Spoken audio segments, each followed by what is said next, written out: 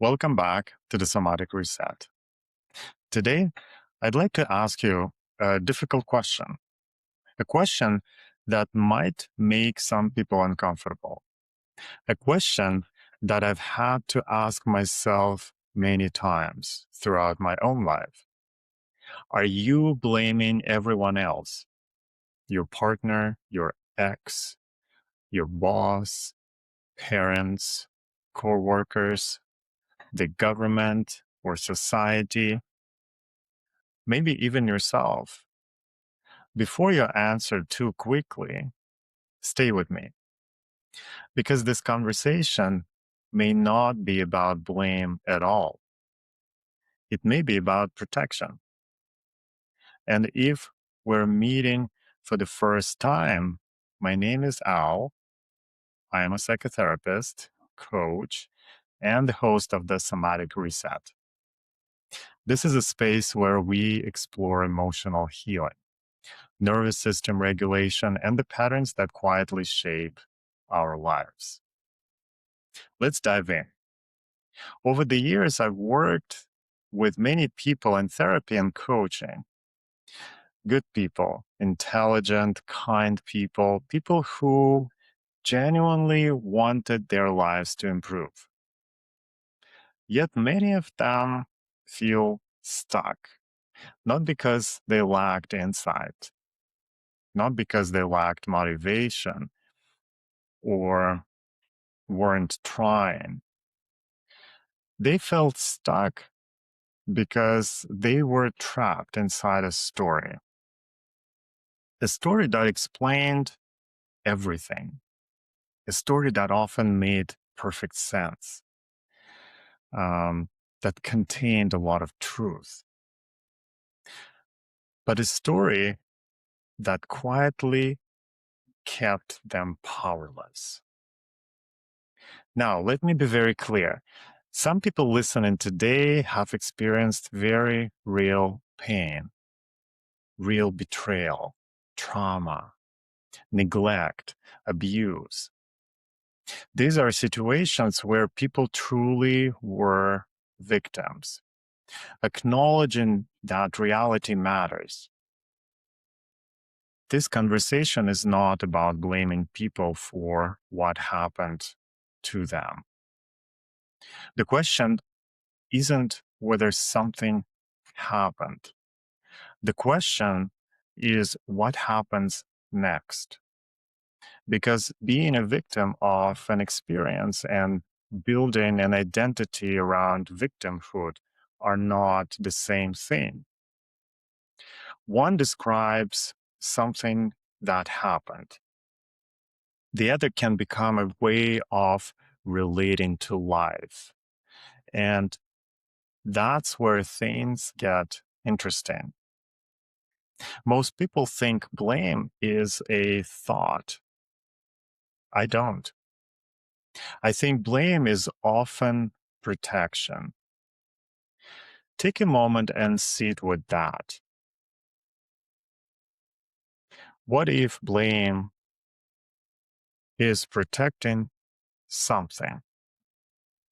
What if underneath the blame there is fear or grief or shame, disappointment, hopelessness, sadness? And I would actually be curious to hear your perspective on this. As you're listening, let me know in the comments. Do you think blame is mostly about responsibility? Or do you think it's often protecting something deeper underneath? There are no right or wrong answers here. I'm always interested in hear how people experience these patterns in their own lives. Sometimes blame helps us avoid feelings that seem too overwhelming to face directly. Instead of feeling powerless, we focus on who is responsible. Instead of feeling hurt, we focus on who hurt us. Instead of feeling uncertainty, we focus on who should change. And for a brief moment, the nervous system feels safer because blame creates certainty.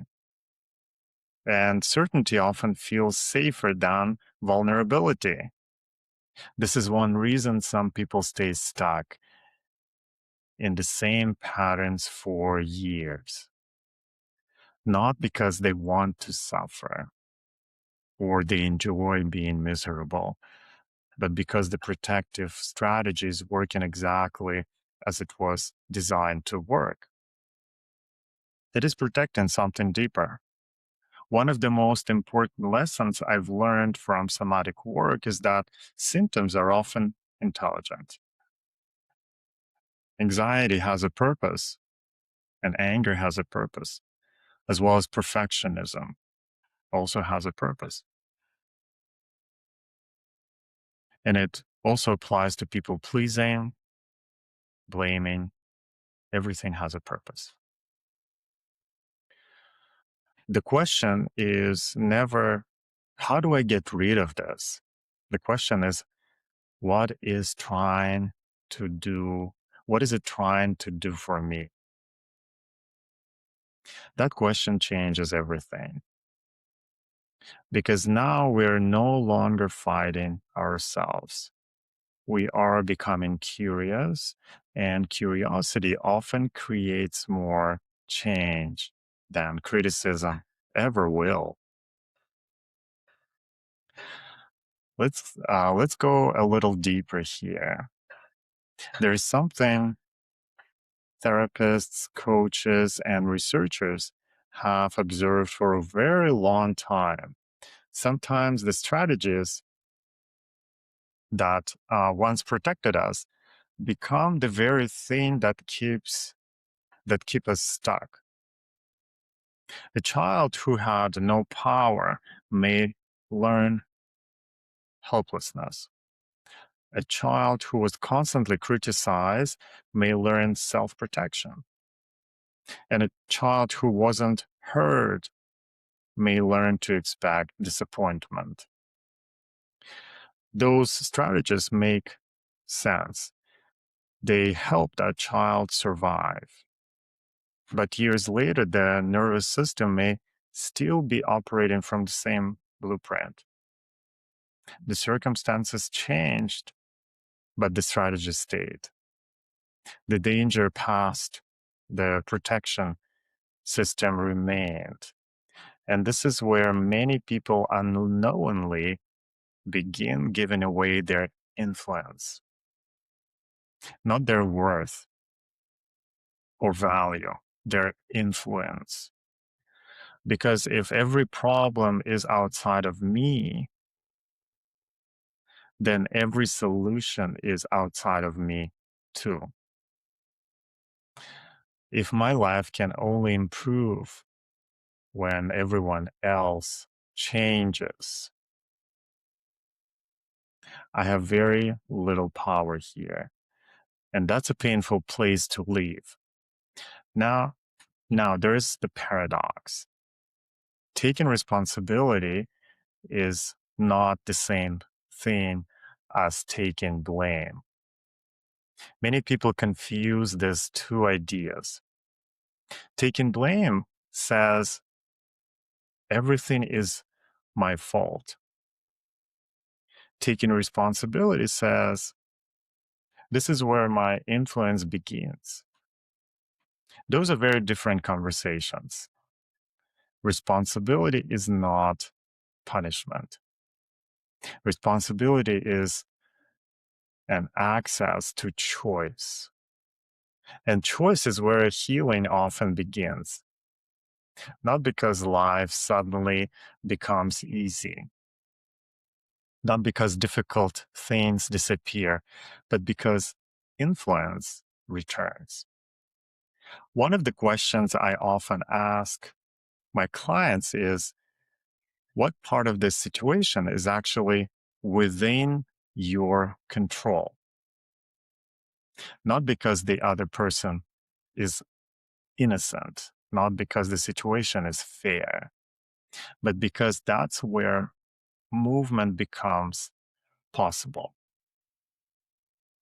And this is where somatic awareness becomes so important. Before the blame story begins, there is often a sensation, a tightening, a heaviness, a contraction, pressure in the chest, a knot in the stomach, tension somewhere in the jaw. The body often knows before the mind creates the story. The body responds before the mind understands.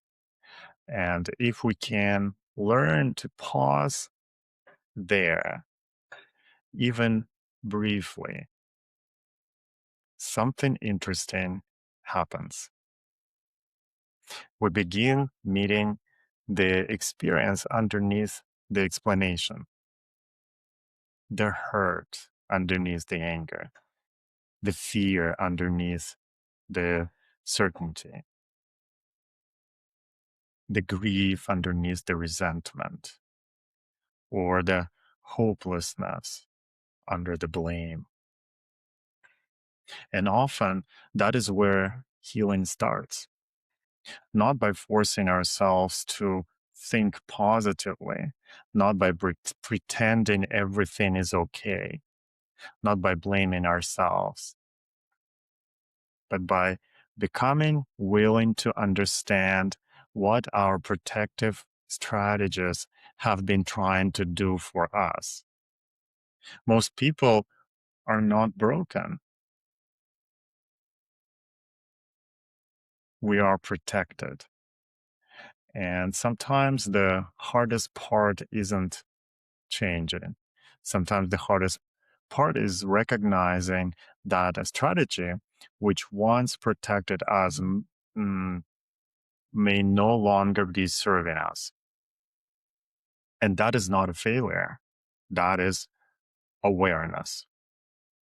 And awareness is often where change begins. If today's conversation gave you something to think about, I'd love to hear from you. What stood out most?